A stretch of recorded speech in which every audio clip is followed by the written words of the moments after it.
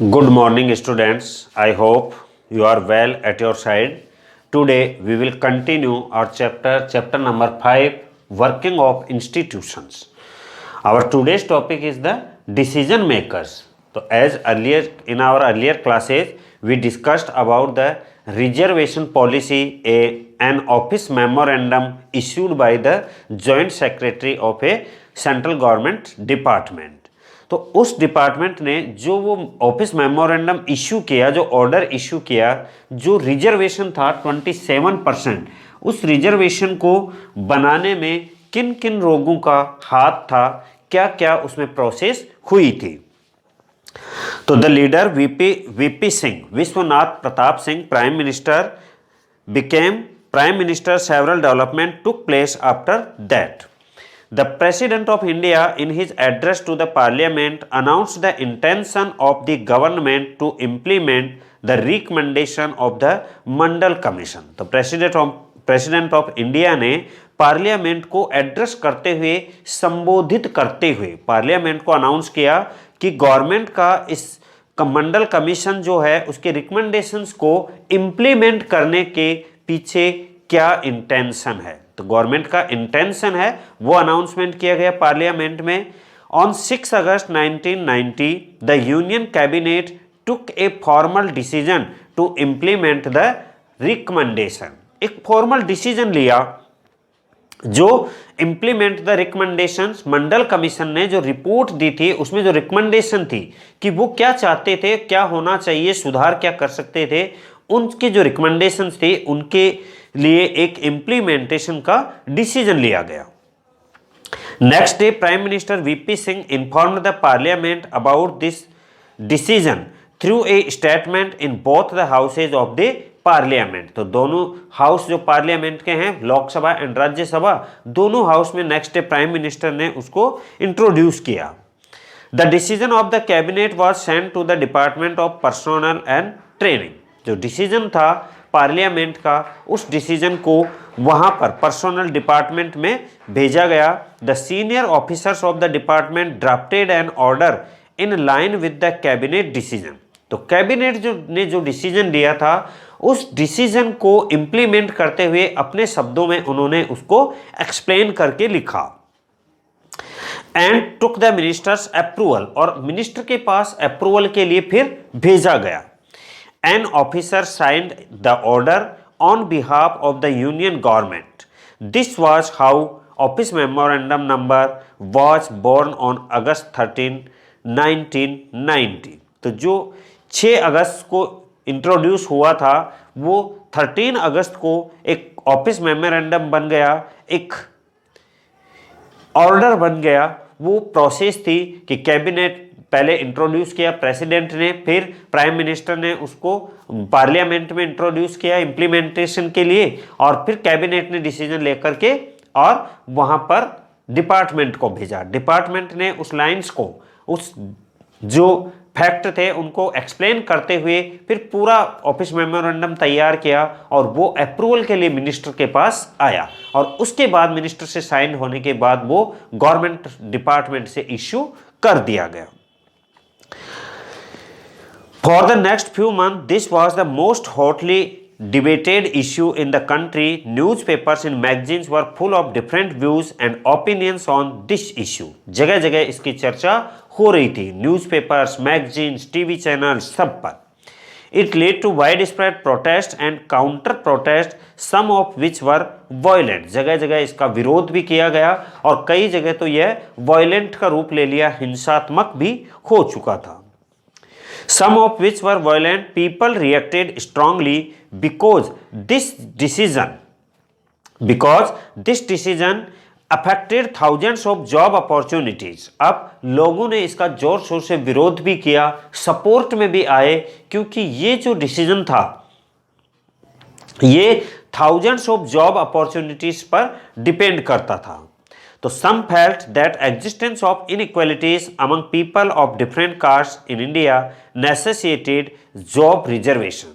तो ये लोगों में जो इनइक्विटीज थी उस इनइक्विटीज को समाप्त करने के लिए ये जॉब रिजर्वेशन जो था वो किया गया। तो वैसे तो जॉब रिजर्वेशन जो इक्वेलिटी है, समानता है, उसके अगेंस्ट में जाता है। लेकिन एक तरह से देखा जाए तो जो रिसोर्सेज में जो इक्वल हैं उन्हीं के लिए इक्वलिटी जो है उसको बनाए रखने के लिए, इक्वलिटी को मेंटेन करने के लिए ही रिजर्वेशन रखा गया, ताकि उन लोगों के लिए कुछ जो रिसोर्सेज, जिनके पास लैक ऑफ रिसोर्सेज हैं और जो बैकवर्ड क्लासेज हैं, उनको आगे आने के लिए उनको वो सीटें रिजर्व कर दी जाए। They felt this would give a fair opportunity to those communities who so far had not adequately been represented in government employment। तो ये उन लोगों के लिए एक वरदान था जो लोग अपने बैकवर्ड क्लासेज की वजह से, लेक ऑफ रिसोर्सेज की वजह से जो गवर्नमेंट एम्प्लॉयमेंट में रिप्रेजेंट नहीं कर पाते थे, अब उनको भी वो प्लेस मिलने लगा। Others felt that this was unfair. जिनको रिजर्वेशन मिला उनके लिए वो सही था, बट जिनको रिजर्वेशन नहीं मिला या जिनके रिजर्वेशन को कम करके और ये सिक्योर की गई सीटें, उनके लिए ये अनफेयर था, as it would deny equality of opportunities to those who did not belong to backward communities. तो उनका ये कहना था कि जो बैकवर्ड कम्युनिटीज से बिलोंग नहीं करते उनके साथ ये अनइक्वलिटी है। They would be denied jobs even though they could be more qualified। अगर वो more qualified हैं और फिर भी उनको जॉब नहीं मिलेगी, और उन लोगों को जॉब मिल जाएगी जो लो क्वालिफाइड हैं।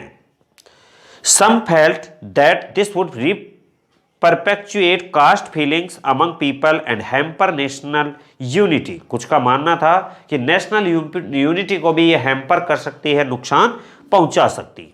इन this chapter we want to discuss whether the decision was good और not. We only take this example to understand how major decisions are taken and implement in the country. तो हमारा जो इस matter है वो ये नहीं है कि क्या सही था क्या गलत था। Our topic was that how the decision was taking, the policy is making, कि कैसे वो पॉलिसी बनी, कैसे डिसीजन उस पर लिया गया। Who resolve this dispute? We know that the Supreme Court and the high courts in India settle disputes arising out of government decisions. तो गवर्नमेंट के डिसीजंस के अगेंस्ट अगर कोई डिस्प्यूट है गवर्नमेंट और पब्लिक के बीच में, स्टेट गवर्नमेंट और पब्लिक के बीच है, तो उसको सॉल्व कौन करेगा? High court. और सेंट्रल गवर्नमेंट और पब्लिक के बीच में या स्टेट गवर्नमेंट और सेंट्रल गवर्नमेंट के बीच में, otherwise state and state government, between the two state the dispute arises, who can settle the matter? Supreme court settle the matter. Some persons and associations opposed to this order filed a number of cases in the courts. They appealed to the courts to declare the order invalid and stop its implementation। जगह जगह विरोध हुआ, cases, court cases file किए गए, और जब उन्होंने demand की कि ये जो है, ये जो रिजर्वेशन है ये गैर कानूनी है, ठीक है, नॉन कॉन्स्टिट्यूशनल है, और इसमें कुछ इम्प्लीमेंटेशन करनी चाहिए और इसके ऑर्डर को इनवैलिड डिक्लेयर करना चाहिए। All these together cases together, this case was known as the Indira Sahni and others versus Union of India case. 11 जजेज of the Supreme Court heard argument of both side. तो ये केस जो था उसे Indira Sahni versus Union of India case का नाम दिया गया, और इस केस में जो मेजोरिटी थी 11 जजेज की जो पीठ बैठी, इसमें बेंच बैठी, और उन्होंने जो डिसीजन लिया मेजोरिटी से, वो डिसीजन सुप्रीम कोर्ट का 1992 में डिक्लेयर हुआ, और that this order of the government of India was valid. और सुप्रीम कोर्ट ने जो 11 जजेज की बेंच थी, 11 जज जिसमें बैठे थे, उस मैटर को देखने के लिए उन्होंने मेजोरिटी से ये डिसीजन दिया कि the order was valid, and at the same time the Supreme Court asked the government to modify its original order. It said that well-to-do persons among the backward classes should be excluded from getting the benefit of reservation। Benefit of reservation. Accordingly, the Department of Personnel and Training issued another office memorandum on September 8, 1993. The dispute thus came to an end and this policy has been followed since then. तो इस dispute का solution क्या हुआ कि matter court में गया, court cases में जो अलग अलग लोगों ने केसेस अप्लाई किए और डिमांड की कि इसे इनवैलिड डिक्लेयर किया जाना चाहिए। 11 जजेस की बेंच उसमें बैठे, Indira Sahni versus union government में ये केस था और इस केस में ये डिसीजन किया गया कि जो ऑर्डर थे वो वैलिड थे, बट गवर्नमेंट को भी कहा गया कि इसकी जो ओरिजिनल ऑर्डर है उसमें कुछ इम्प्लीमेंटेशन होने चाहिए, गवर्नमेंट को उसमें मॉडिफाई करना चाहिए और कुछ चेंजेस करके, और चेंजेस क्या होना चाहिए कि ये उन्हीं लोगों को मिलना चाहिए जिन लोगों को वास्तव में इसकी ज़रूरत है। और फिर उस ऑर्डर में वो डिपार्टमेंट के पास ऑर्डर गया, डिपार्टमेंट ने वापस से उसमें मॉडिफाई किया और मॉडिफाई करके फिर इसको वापस से ऑफिस मेमोरेंडम जो था वो इश्यू हुआ। तो इस प्रकार ये मैटर जो था वो सॉल्व हुआ।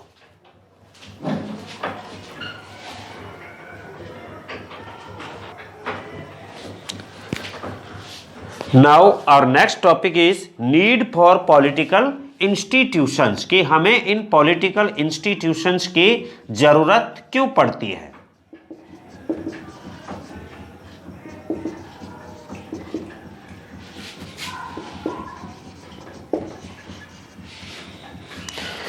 Why we need for these political institutions?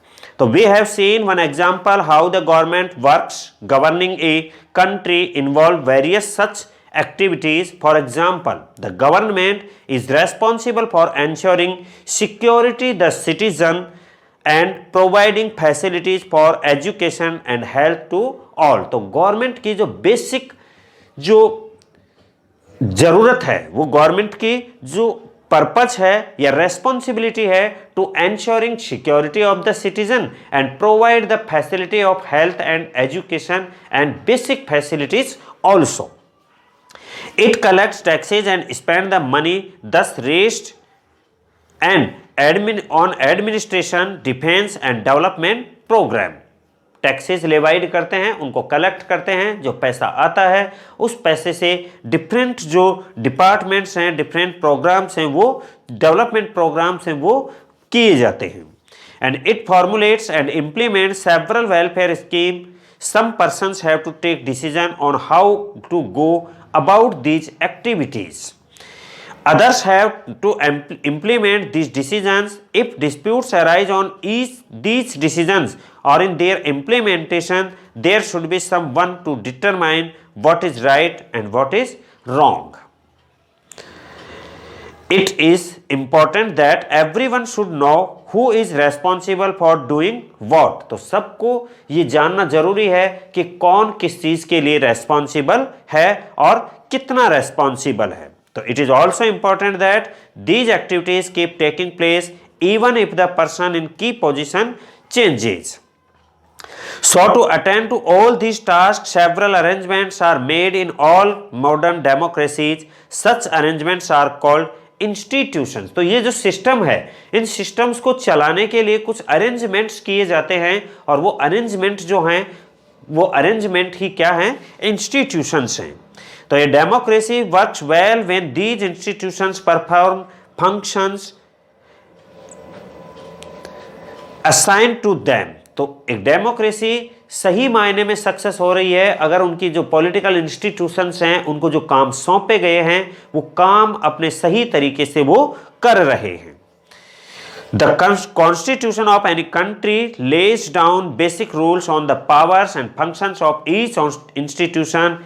In the example above we saw several such institutions at works. तो सभी institutions के अपने अपने पावर्स हैं, अपनी अपनी लिमिट्स हैं कि कौन से डिपार्टमेंट कौन से डिसीजंस ले सकते हैं। These are prescribed in the Constitution of India. तो the Prime Minister and the Cabinet are institutions that take all important policy decisions. जो मेजर पॉलिसी डिसीजंस हैं वो प्राइम मिनिस्टर और कैबिनेट के थ्रू लिए जाते हैं। The civil servants working together are responsible for taking steps to implement the minister's decision. जो government officers है, गवर्नमेंट डिपार्टमेंट है, ये गवर्नमेंट डिपार्टमेंट जो हैं, ये गवर्नमेंट डिपार्टमेंट हैं, ये एंश्योर करते हैं कि उन डिसीजंस को कैसे इंप्लीमेंट किया जाए.